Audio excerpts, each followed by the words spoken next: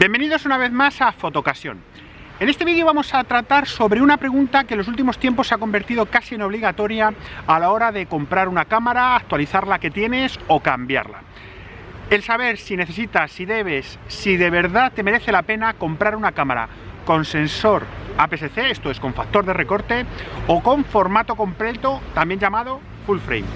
Si te interesa saber un poco más de las diferencias generales, las ventajas y los inconvenientes de este tipo de sensores y lo que implican en las cámaras que los montan, te espero después de la entradilla.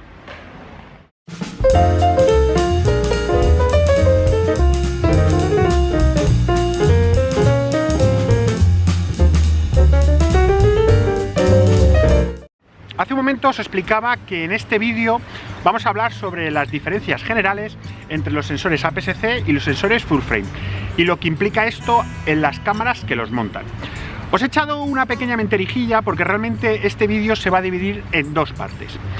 Por un lado, vamos a tratar los aspectos físicos, lo que implica en aspectos como puede ser directamente el monetario, tamaño, peso, etcétera, etcétera. Y por otro, vamos a hacer muy por encima una clara diferenciación entre el rendimiento que dan un tipo de sensores y otro. Vamos a dejarlo claro desde el primer momento. Esto no se trata de una comparativa. De hecho, las cámaras que vamos a utilizar y que os voy a presentar a continuación no son ni siquiera últimos modelos. Son de la misma marca, pero nos van a servir como ejemplo para ver este tipo de diferencias. Paso a presentaros las cámaras que vamos a utilizar durante estos dos vídeos y después empezamos con las diferencias. Una de estas cámaras es una vieja conocida del canal, la 7 II que tanto utilizamos. La otra es otra Sony, la A6000, que comparte montura con la primera, sin embargo monta un sensor APS-C frente al de formato completo o full frame de la 7 II. Os acabo de presentar las cámaras que vamos a utilizar. No son cámaras último modelo, sí son cámaras que más o menos pertenecen a la misma generación, de la misma marca, en este caso Sony. Una de ellas es nuestra querida A7 II, una cámara que además es conocida en este canal porque muchos de los vídeos que veis aquí están grabados con ella, y la otra es una A6000. Lo primero es entender como tal las diferencias físicas entre el sensor APS-C con factor de recorte y el de formato completo o full frame. Bien, os estoy poniendo una ilustración en la que podéis ver comparados los tamaños de sensor más habituales. Como podéis apreciar, existe una clara diferencia entre el APS-C y el de formato completo, a favor en cuanto a tamaño de este. Dentro del APS-C existen algunas pequeñas variantes dependiendo de la marca que varían ligeramente el que suele ser considerado el recorte más popular en este formato, 1.5. Estáis viendo una comparativa entre los sensores de las dos cámaras que vamos a utilizar. Salta a la vista que la A7 II tiene un formato de tamaño mucho mayor. Esto es importante tenerlo claro, porque precisamente esa diferencia física, esa diferencia de tamaño va a condicionar la totalidad del sistema, por así decirlo, que viste a la cámara que monta ese tipo de sensores. Esto se debe a que hay que alimentar a un sensor más grande. En cuanto a los objetivos, esto significa que generalmente son más grandes y más pesados. En un momento entraremos a realizar ciertas comparativas en las que veréis esta diferencia de tamaño. Pero es importante considerarlo, ya que en el caso, por ejemplo, de las cámaras sin espejo, una de las ventajas que se vendió en un inicio era la diferencia de tamaño.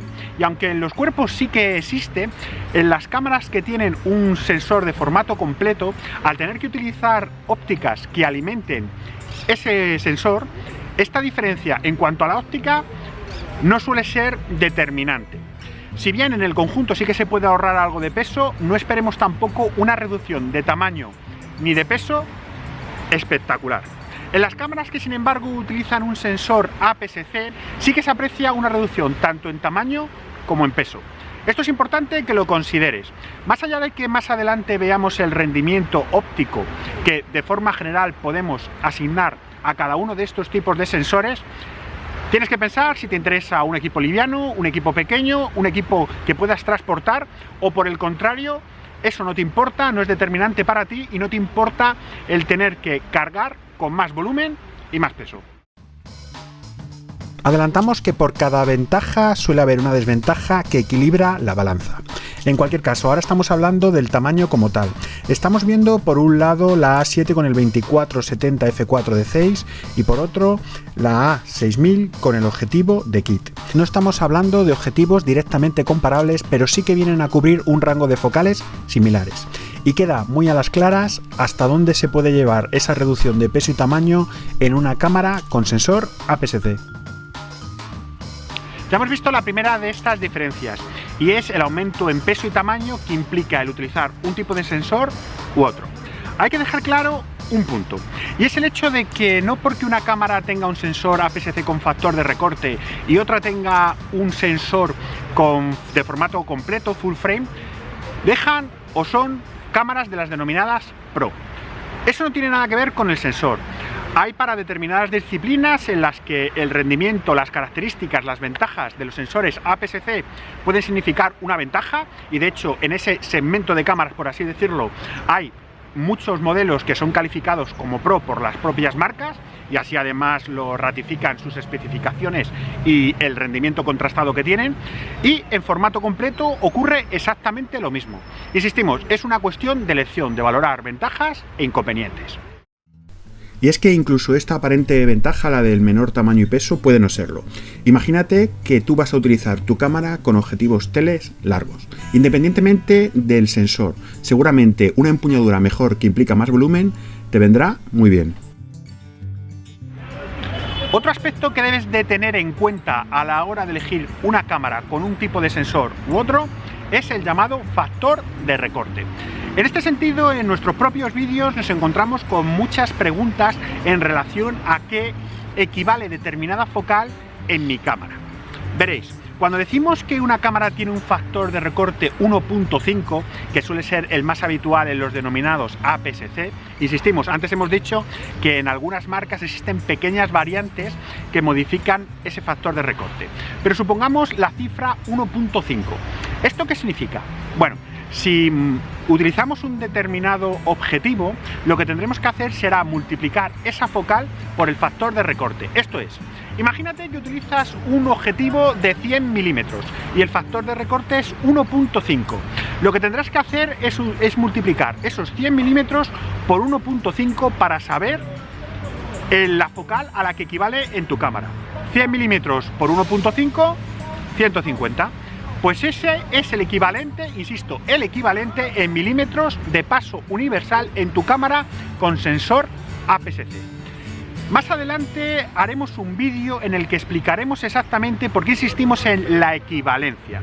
No es que estés utilizando un 150 milímetros, estás utilizando una focal que es equivalente. Vamos a ver algunos ejemplos de lo que implica este factor de recorte. Estáis viendo una fotografía de la entrada a nuestra tienda, en este caso tomada con la A7 II y un 24 milímetros. Si tomamos con esa misma focal una fotografía con la A6000, vemos que se produce este recorte. Es decir, estamos disparando al equivalente a un 36 milímetros en la A7 II. En este otro ejemplo os mostramos dos fotografías que tienen un encuadre prácticamente idéntico.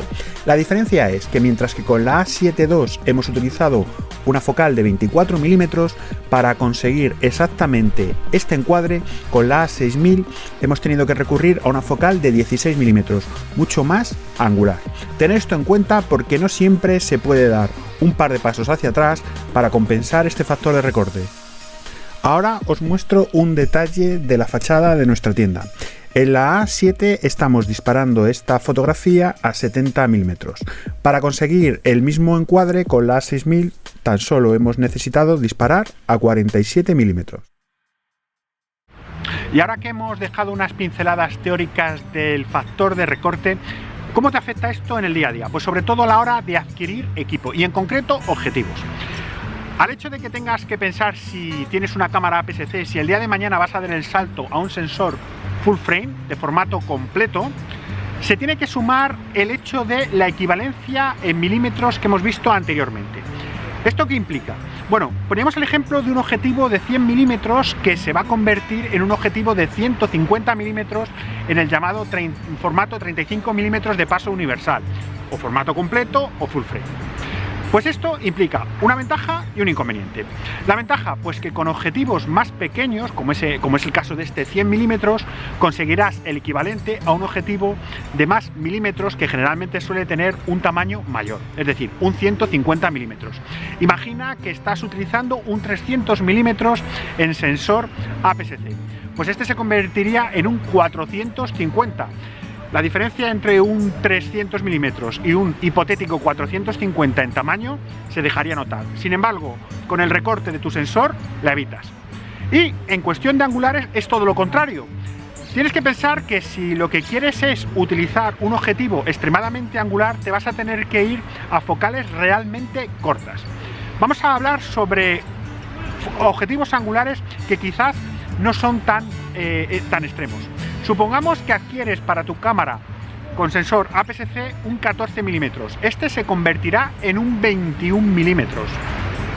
Si quieres un objetivo de menor milimetraje, es decir, quieres el equivalente a ese 16 que has visto en la cámara de un compañero que tiene una cámara, con sensor de formato completo, tú tendrás que adquirir un 10 milímetros que se transformará en un 15. He dicho antes 16, pero bueno, imaginaros que fuese un 15. Tener esto muy en cuenta porque dependiendo del tipo de fotografía te puede convenir uno u otro sensor. Está claro que si quieres focales muy largas y reducir todo lo que puedas en tamaño y peso, una cámara con sensor APS-C puede ser una muy buena alternativa. Bueno, pues se está poniendo a llover y vamos a dejar aquí esta primera parte del vídeo, por así decirlo. Si te ha gustado, déjanoslo en la caja de comentarios. También puedes comentarnos temas que quieres que tratemos, tanto en lo que es prueba de material como de conceptos generales. Dale al like y suscríbete si no quieres perderte ninguno de nuestros próximos vídeos. Muchas gracias y hasta la próxima.